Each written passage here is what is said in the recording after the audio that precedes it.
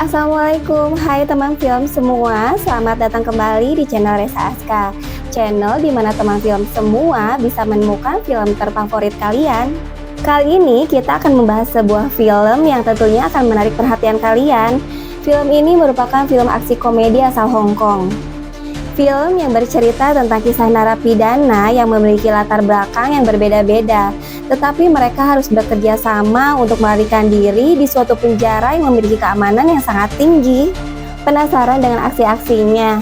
Pastikan kalian tonton sampai habis ya. Diawali dengan Chan Ho Ching, narapidana pencurian yang dihukum selama 3 bulan. Ia seorang narapidana aneh yang menganggap penjara adalah liburan. Memang aneh ya. Chan kala itu dijenguk oleh ibunya dan calon istrinya yang bernama Yi. Lalu ia melihat seorang narapidana baru yang bernama Mark Tintin, seorang arsitektur yang masuk penjara karena ia dijebak menerima suap. Hari pertama di penjara, Mark merasa seperti di neraka. Baru saja ia memasuki kamar mandi, tiba-tiba ada yang menghampirinya dan mengancamnya agar ia tetap berada di penjara dan tidak mengajukan banding atas hukumannya. Dicurigai, narapidana ini dibayar oleh orang yang sudah menjebak Mark yang bernama Wing.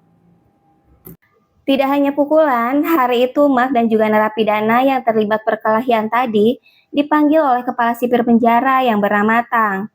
Tang adalah sipir senior yang sudah menjabat 30 tahun yang akan dipromosikan. Ia meminta kepada semua narapidana agar di 3 bulan terakhir penjara bisa dalam keadaan damai. Tentu saja agar promosinya itu bisa lancar, walaupun pada kenyataannya dia sama sekali tidak pernah ikut peduli dengan keadaan dalam penjara. Di penjara ini terdapat 2 geng. Pertama, geng codet yang memukuli Mark di hari pertama tadi, dan kedua adalah geng Lam Kok Klung, yaitu geng yang dijuluki si penggilas besar. Akan tetapi, si Pirtang lebih mendukung codet untuk tetap jadi yang berkuasa di penjara dan melemahkan kekuasaan si penggilas besar Lam Kuok Klung. Chan menjelaskan kepada Mark, apabila dia ada di pihak Lam Kuok Klung, dia tidak harus khawatir lagi dengan si codet, asalkan dengan satu syarat, ia tidak boleh menyinggung kelemahan Lam, yaitu jangan pernah membahas sekalipun tentang anaknya yang sudah meninggal. Beberapa saat kemudian, Chan mendatangi Lam untuk mengenalkan Mark padanya. Tapi tidak tahu mengapa setelah ia bertanya bahwa si Mark adalah pemilik sayap timah dan ia orang yang bertanggung jawab atas kebakaran gedung Cheonghing, Mark malah dihajar habis-habisan oleh si Lam penggilas besar. Selidik punya selidik, si penggilas besar marah kepada Mark karena ternyata di gedung yang terbakar itu ada barang-barang putrinya yang masih tersimpan. Tapi sebelumnya kita balik lagi ke sebelum kejadian Chan Ho Ching mendatangi Mark. Di hari yang sama, Chan Ho Ching dikunjungi oleh calon istrinya yang mengabarkan kalau ibunya tengah pingsan selama 2 hari dan terbaring di rumah sakit, dan sesegera mungkin membutuhkan transplantasi ginjal darinya. Tapi apa daya, dia di penjara dan tak bisa apa-apa. Chan berusaha berbicara dengan kepala sipir Tang agar mengizinkannya untuk bisa keluar sementara sampai operasi transplantasi ginjal ibunya selesai. Tapi apa daya juga, si sipir nampak tidak mempedulikan permintaannya dan tetap tidak mengizinkan si Chan untuk menolong ibunya sedang dalam keadaan sakit itu. Chan marah, bukannya dapat izin malah dia mendapatkan hukuman lari keliling lapangan dari si Tang. Sampai malam pun tiba, si Chan tetap mengikuti hukuman itu. Akan tetapi setelah ia melihat pagar kawat yang ada di lapangan, ia lalu terbesit untuk melarikan diri dan bergegas untuk menaiki pagarnya. Tetapi aksi itu tentu saja digagalkan oleh sipir yang ditugaskan Tang untuk menungguinya. Setelah itu di lain tempat, si Chan mendatangi Mark yang tengah selesai disiksa oleh si codet dan kawan-kawan. Si Mark yang tengah putus asa karena disiksa, ingin mengakhiri hidupnya tetapi dicegah oleh kedatangan Chan. Dan seolah-olah tak kehabisan akal, si Chan mungkin teringat kalau ada seseorang yang bisa membantunya untuk melancarkan aksinya tersebut. Dan tidak lain tidak bukan, orang itu adalah Mark, si arsitektur yang mencoba bunuh diri tadi. Dan tanpa banyak basa-basi, Chan langsung membicarakan strategi itu agar bisa keluar dari penjara secepatnya dengan bermodalkan ilmu arsitek Mark untuk mencari jalan keluar dari penjara itu.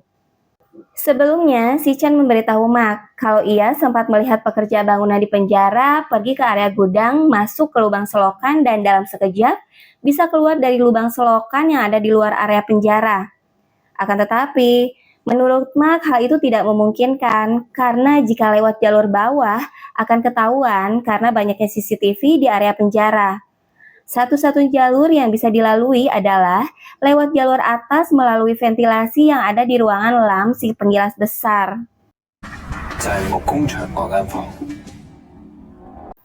Agar rencana itu disetujui dan dibantu oleh lam si penggilas besar, maka Chan pun memanfaatkan kelemahan si penggilas besar dengan mencari info tentang anaknya melalui calon istrinya.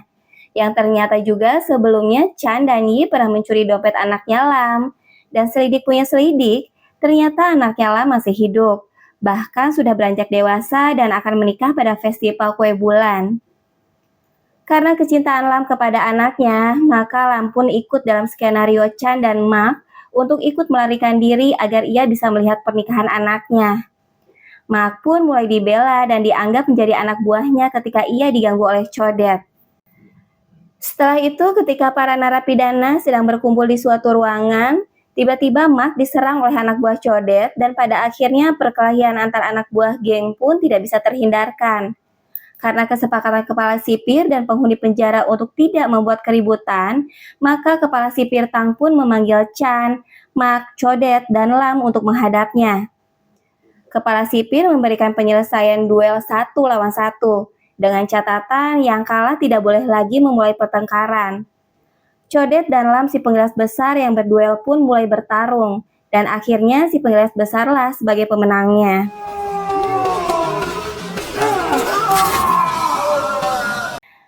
Lanjut ke scene berikutnya, di mana Lam menyarankan agar Mak tetap di penjara dan tidak ikut dalam melarikan diri.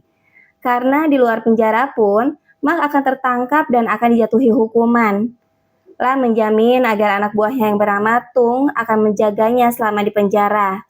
Lagi pula, Mak bisa saja keluar penjara dengan melakukan banding, karena Codet tidak akan mengganggunya lagi. Kembali ke rencana kabur dari penjara. Chan, Mak, dan Lam mulai lagi menyusun strategi untuk rencana pelarian.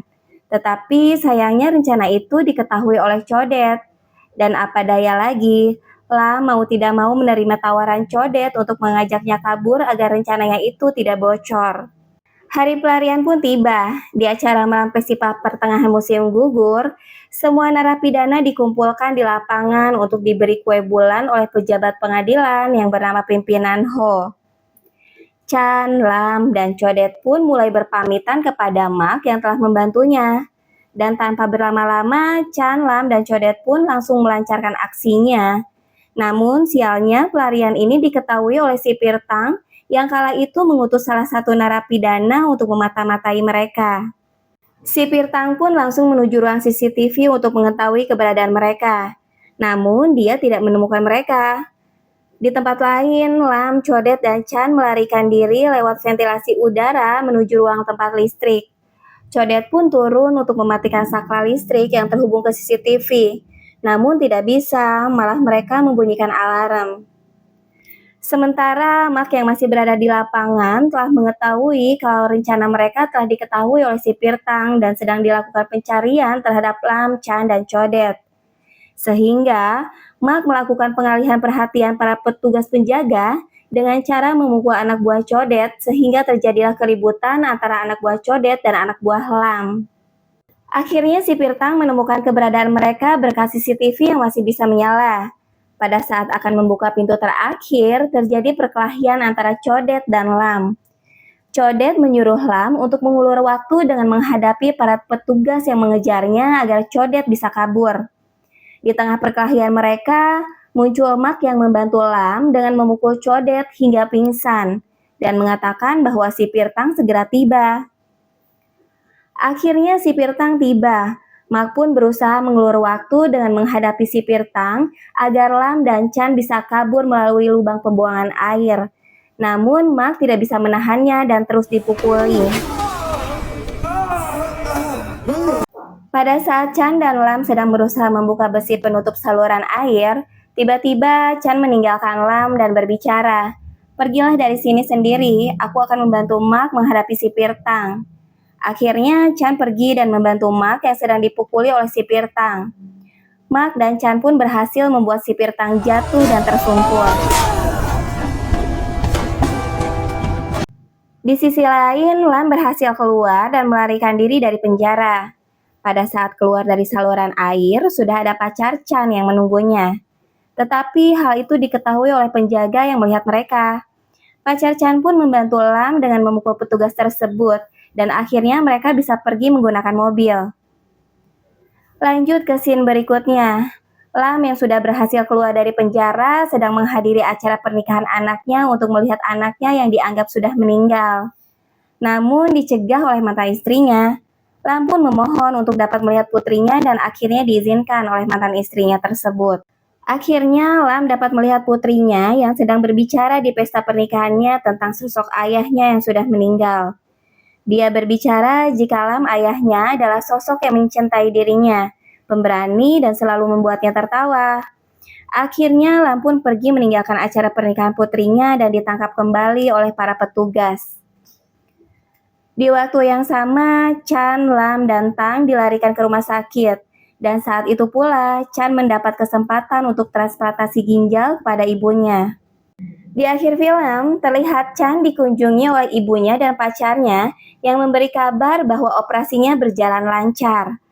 Lalu ada pula Lam yang sedang dikunjungi oleh istrinya dan putrinya. Setelah kejadian itu, putrinya tahu cerita yang sebenarnya. Tambah lagi dengan narapidana baru yang mengejutkan. Ternyata Wing sang pengkhianat juga mendapat hukuman masuk jeruji besi merasakan apa yang dirasakan oleh Mark. Dan sebagai ganjarannya, ia pun merasakan siksaan dari si Codet karena tidak bisa memenuhi janjinya untuk memberikan uang sebagai imbalan dari pekerjaan si Codet sebelumnya yang walaupun tidak berhasil. Dan film pun selesai. Gimana, seru kan filmnya? Mudah-mudahan film ini akan memberikan hiburan untuk kalian semua ya. Oke, jangan lupa like, komen, dan subscribe-nya ya teman film. Oke, satu lagi, nyalakan lonceng notifikasinya ya, agar kita bisa lebih semangat lagi untuk mencari film-film yang kalian sukai. Terima kasih sudah mampir di channel Resa Aska, dan sampai jumpa kembali di film selanjutnya. Wassalamualaikum warahmatullahi wabarakatuh.